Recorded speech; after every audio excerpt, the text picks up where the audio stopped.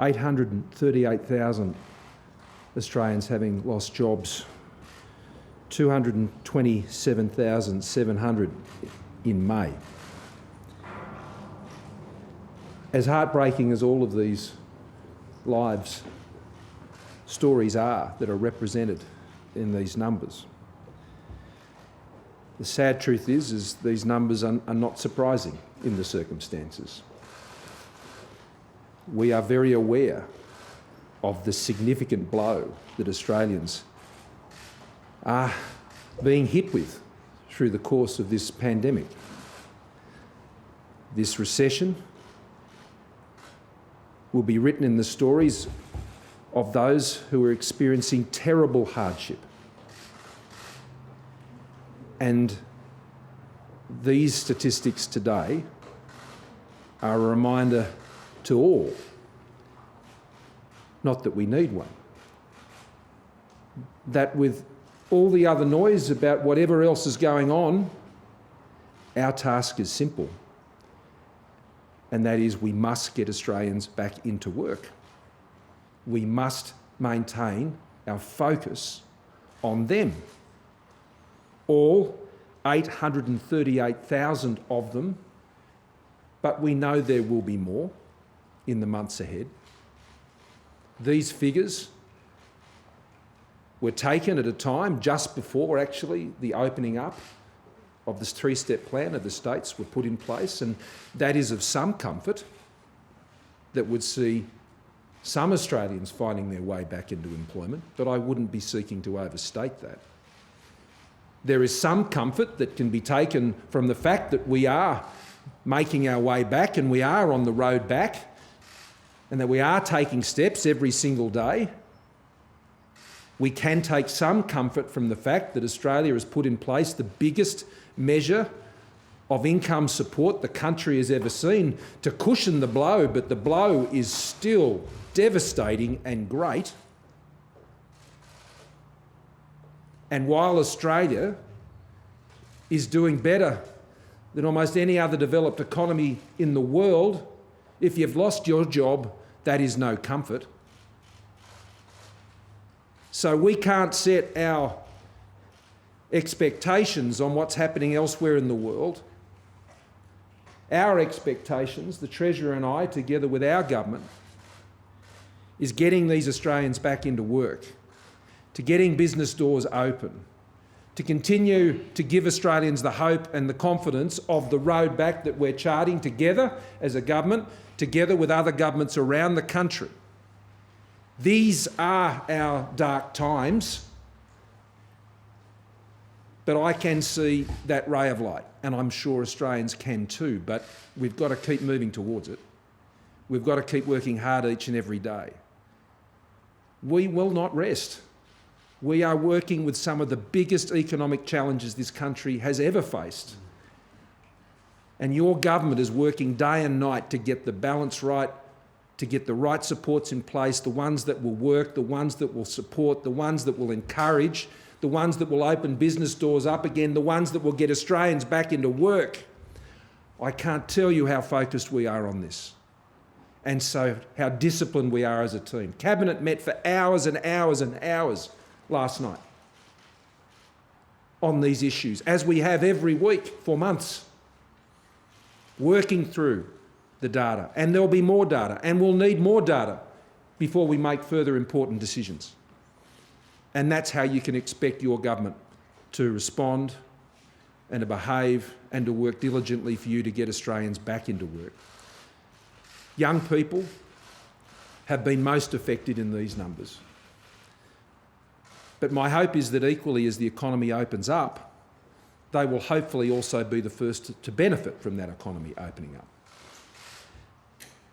As retail doors open again, as food courts are open again, as shopping centres are fuller again, we hope to see more of those young people back into that work. But our task will be great, and our application will be there. Our determination will not waver, and the spirit of cooperation and partnership that we have worked hard to build over these many months across governments will continue. And we give Australians our pledge on that. Josh.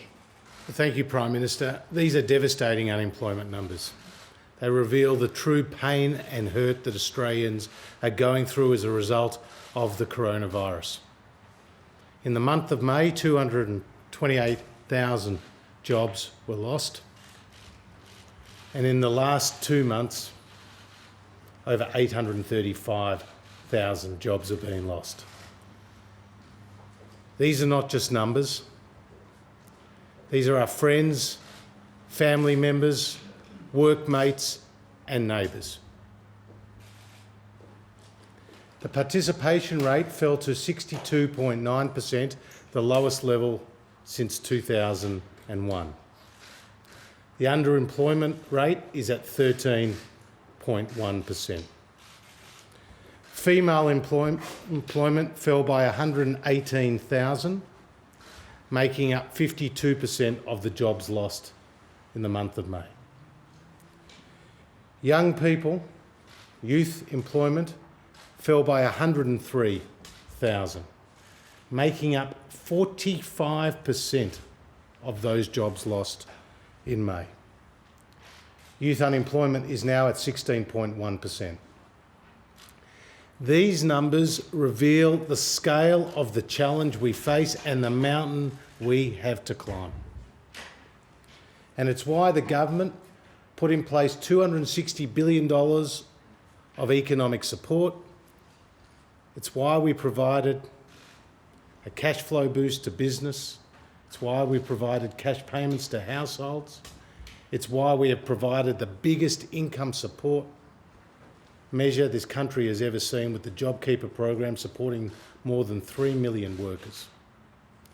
And it's also why we have started to see signs that the confidence is coming back. Consumer confidence has regained 93% of its lows. Business confidence has regained 70% of its lows. We still have a very, very steep mountain to climb, but as the Prime Minister said, we are working day and night to get Australians back into work.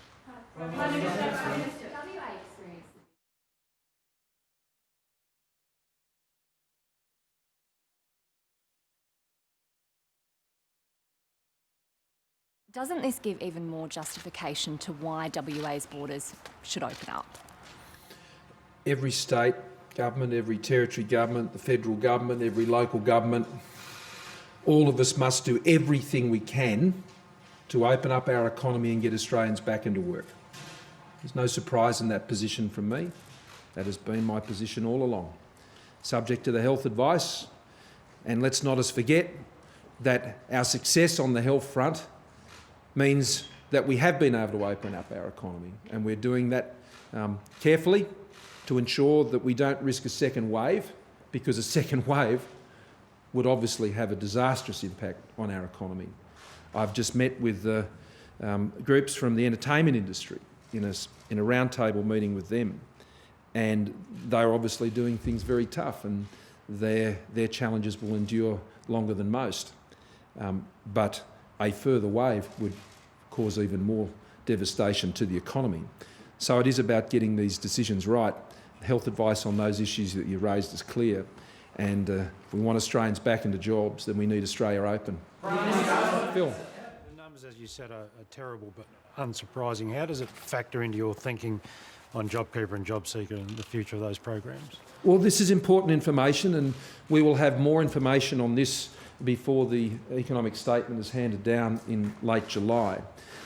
There is other information that we're gathering to better understand what the right balance of the supports are. Supports will be important, and what we're being careful to do is to work through and get this right and get the balance right. I mean, we put these arrangements in place for 6 months to give us that time. We put our supports in place, our income supports, JobKeeper and JobSeeker, and we put that in there for 6 months so we would have the time to properly move to the next step, to change gears again, because anyone who can tell you they know exactly what's going to happen in September in this COVID crisis is having a loan of you. The information you have to be patient for, to make sure that you design the next phase of our response carefully. And that's exactly what we're doing. We're carefully doing it. We're getting ourselves the best possible information. And more comes in every day, as sadly this information has. But as you note, Phil, the loss of 227,700 jobs is beyond, I think, some market expectations, certainly. The rate is different again, but that's because of the change in the participation rate. I suppose one of the most upsetting elements, well, there are so many upsetting elements of this, but as I said, while devastated by the number, I'm sadly not surprised. And we will have to brace ourselves, I suspect, for further news in going forward. Catherine. Prime Minister, just hearing what you've said about you're in a data gathering phase and you're assessing what the best approach is for income support going forward, but conceptually, is the best way of getting Australians into a job, which is your stated objective, is that a wages subsidy that ties a person to a job, or is it topping up income support, topping up the old New Start payment, which is the conventional income support while people find work? Well, these are the questions, Catherine, and these are the questions in which we're continuing to pull the information together and to get the right balance of all of those decisions. But what we've done is we've given ourselves the time to be able to do that. We've set a timetable to make that decision, and that would mean handing it down in the July statement. And these are the very issues we're wrestling with. I mean, as you know, both with Josh and myself, but I can say for myself, I've dealt with some of the hardest policy problems many of them you wouldn't want to have had to deal with, in many different portfolios, in social services, in immigration, in Treasury, and I can tell you, we have never had to deal with a more complex policy problem than this. And that's why I'm not going to be rushed on it. I'm going to be careful about it. I'm going to take the advice. I'm going to grill the data. I'm going to listen to people, as I've just come from listening to them now again. And we're going to weigh these decisions very, very carefully. Yeah, Greg. Anthony Byrne has been... Can we stay on... Yeah, Prime Minister, National Security implications.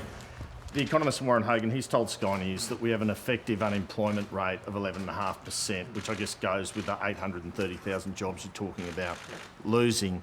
Do you agree with that assessment? And just to be blunt about it, what are you going to do about it?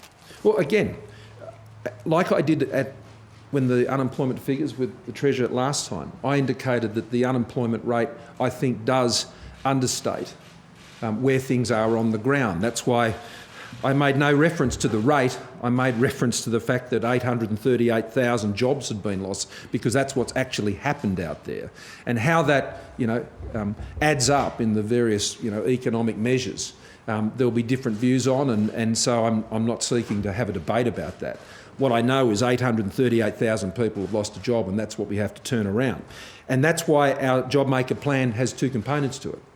There are the necessary demand supports that we have in place and that we will continue to calibrate going forward, which provide support to the economy now, both to try and keep people in employment, and remembering that keeping people in employment is not just about JobKeeper, it's actually the industrial relations flexibility arrangements that are around JobKeeper that have now enabled employers to keep those people in jobs.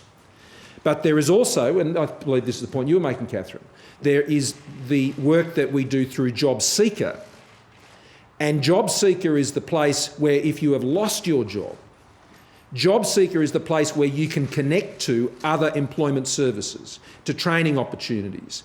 And last Friday, when we were the National Cabinet, I may have remarked on that in the press conference. One of the issues I was talking with the states about, and they were raising with me, is how we better integrate state support services with federal support services and connecting them to these people who have lost jobs. And I think that's a great idea, and I can tell you we're working on that right now. So that's the immediate. But there is the longer term. As I indicated in my presentation on Monday, we're looking at around 2 years to get the economy back to where it was before COVID hit it. And let's make no mistake about this. This recession is a product of the coronavirus pandemic. Our economy was strengthening, stable and sound. Coronavirus is the reason people have lost their jobs. And it'll take us, we estimate, around 2 years to get back just to where we were when that happened. And I believe we can, over 5 years, seek to catch where we were planning to be. And that requires the job maker plan of reforms to skills, of investments in infrastructure, deregulating our economy, making sure that our energy system, and particularly we get the gas for a gas-fired recovery which supports manufacturing, our defence manufacturing and defence industry policies, all of this are a part of our job maker plan. Now I've already outlined quite a bit on skills and industrial relations, deregulation and infrastructure. I'll have more to say about energy. I'll have more to say about our manufacturing sector. These are important further bricks in the wall for the government's plan, but what I can tell you is we've got a plan and we're implementing that plan. And it's a strong plan, it's a plan that runs for the next 5 years. And we've demonstrated the ability both to balance the budget and create 1.5 million jobs before, and we can do it again. Should it be on the Security Committee, Prime Minister? Should it be on the Security Committee? Do you have faith Dealing with in people who've lost their serve jobs today, I will come to Labor's scandals in a second. Yeah. Prime Minister, it was only a matter of a few days ago that the Treasury Secretary was saying that unemployment would peak at 8%. Is that overly optimistic now, given Warren Hogan's assessment of it actually being around 11%? I'll let the Treasurer. We'll update the numbers when it comes to the statement on the 23rd, but clearly the employment market is very, very difficult.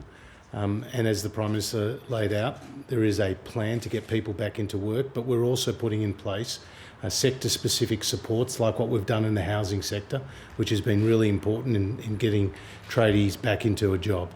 So we'll update those unemployment numbers on the 23rd of July. These figures are the worst we've seen in 23 years. You did say you were hoping that young people would be the first to benefit, but then you also said it would be about 2 years before we got to pre-corona levels.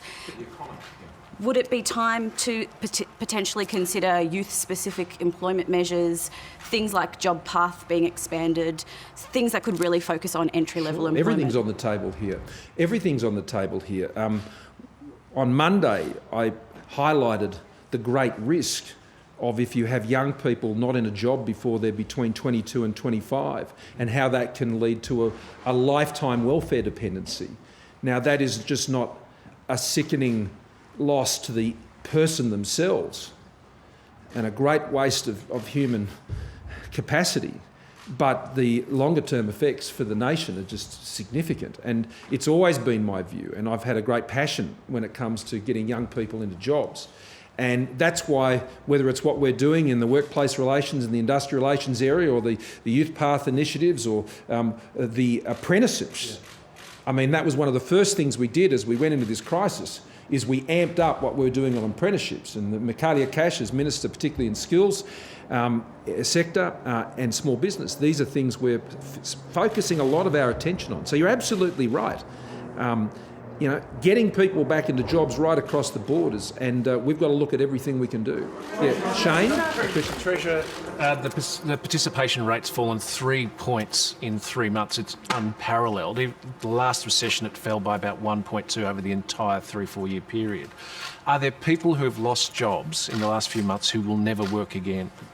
We believe we can get all people back into a job, but ultimately, that number that you say, that participation rate, is the lowest it's been since January 2001.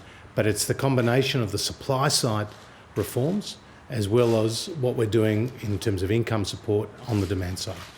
It's been 2 weeks almost since the Black Lives Matter protests took place. No, but I'm happy to go to other issues. Okay. Are you receiving any information to suggest that there needs to be a slowing of the easing of the national baseline of restrictions that would impact people's ability to get back to work as a result of that gathering?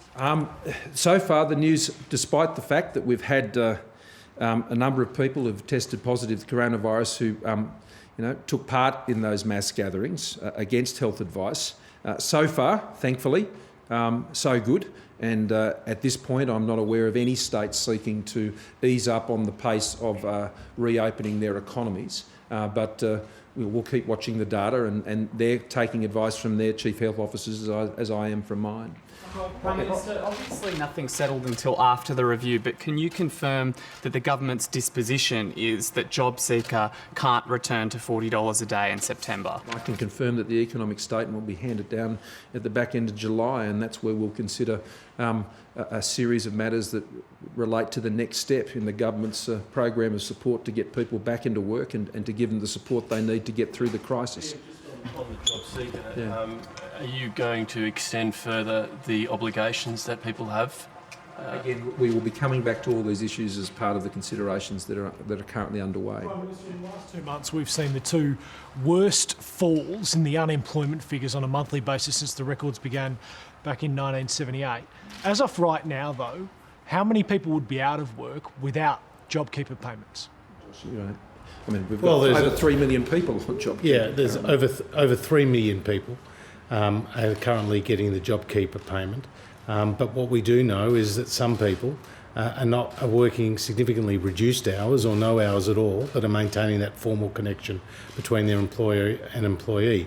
Now, some of that is results of the restrictions that are in place, particularly the international borders and the airlines and the like. So it's hard to quantify that at present. What we do know is it's playing a very important role. Prime Minister, just on that, the underemployment rate, i.e. people who want to work more hours but can't at the moment, is 13%.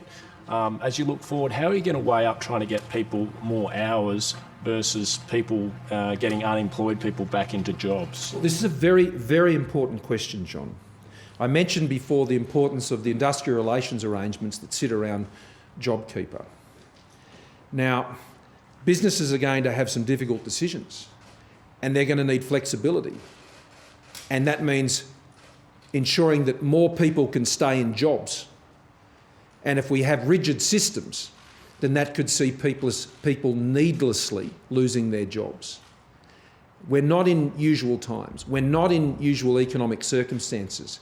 And I don't just mean that because of the recession that we're now in, but it's the nature of the recession we're now in. The nature of the recession we're now in is because of a global health pandemic and a series of artificial restrictions that have been placed on the economy that effectively put a glass ceiling on the economy. And as a result, we need to have arrangements, both in the income supports that the government provides, but also the arrangements that are available in workplaces that can maximise the number of people that we can keep in real jobs going forward. Real jobs going forward, where people are actually able to do work and generate income for the businesses by the work they do. And that's very important. And so, John, that is effectively the issue that not only the government needs to wrestle with, but employers and unions and employees need to wrestle with. And there needs to be more coming together to ensure we can have arrangements which means more people can stay in their jobs, not just because of JobKeeper, but because there's an actual job and because there's the flexibility to enable people to remain in work. I don't want to see people needlessly lose work as a result of those arrangements, and that's why I'm asking, and Minister for Industrial Relations, the Attorney, is also asking and working to try and get the right set of arrangements that can keep more people in jobs. And those arrangements, it's hard to say how long they'd need to extend for because of the nature of the COVID crisis we find ourselves in. But we're all going to have to keep doing things that we're not used to doing in the national interest and in the interests of these 838,000 Australians, and I fear more, who will be added to those numbers in the months ahead. Do you believe you can get IR reform through the Senate? Do you believe you can get the sort of reform you need through that chamber? It's a test for all Australians and it's a test for the Parliament, but I can assure you the government will not be failing that test. Yes, sure. Anthony Byrne, Andrew Hastie said yesterday it's a matter for you and Anthony Albanese, who serves on the Security and Intelligence Committee. Do you have faith in Anthony Byrne as being the deputy chair of that committee, given there were covert recordings out of his office and his phone calls were also recorded? Well, I would take a recommendation from the Leader of the Opposition as to who the Labor Party would like to have represented on that committee in the first instance. Let me ask you a question. I would take a recommendation from the Leader of the Opposition as to who he believes should be serving on that committee in the first instance, and I would wait to see what his recommendation would be. That's the fair and appropriate thing to do in the way that the Parliament works. The Labor Party nominates who they would have to serve as the Deputy Chair of that committee. I don't nominate that. That is done by the Leader of the Opposition. So the question is really one to the Leader of the Opposition, but you make reference to these issues. And I note that it is Anthony Byrne who has described this as a corruption investigation. A corruption investigation. That's not what the Liberal Party has called it, or the Nationals. This is what the Labor Party themselves have defined what is occurring in the Labor Party at the moment. They have defined it as an investigation into corruption. And you are right to raise these issues because Australians might be sitting at home and think, Prime Minister, what has this got to do with me and my job? I've lost my job, and that's why the priority in questions today has been on that. But there are weighty things that are considered by members of Parliament, and the national security agenda of the country is one, and where you're raising questions about a member who, by his own admission, is saying that the events that are being inquired into is a corruption investigation, and whether and you're asking whether they should serve on a committee of that seriousness. So there is very serious implications. I am disappointed that the Labor Party is focused on themselves and fighting amongst themselves. The Treasurer and I and my government will keep fighting for jobs. Just on international. Are you worried there are national security implications? Well, the government will continue to manage Australia's national security interests with the strength that we have. It is an important committee, though. It is a very important committee which facilitates on occasion bipartisanship on important national security issues.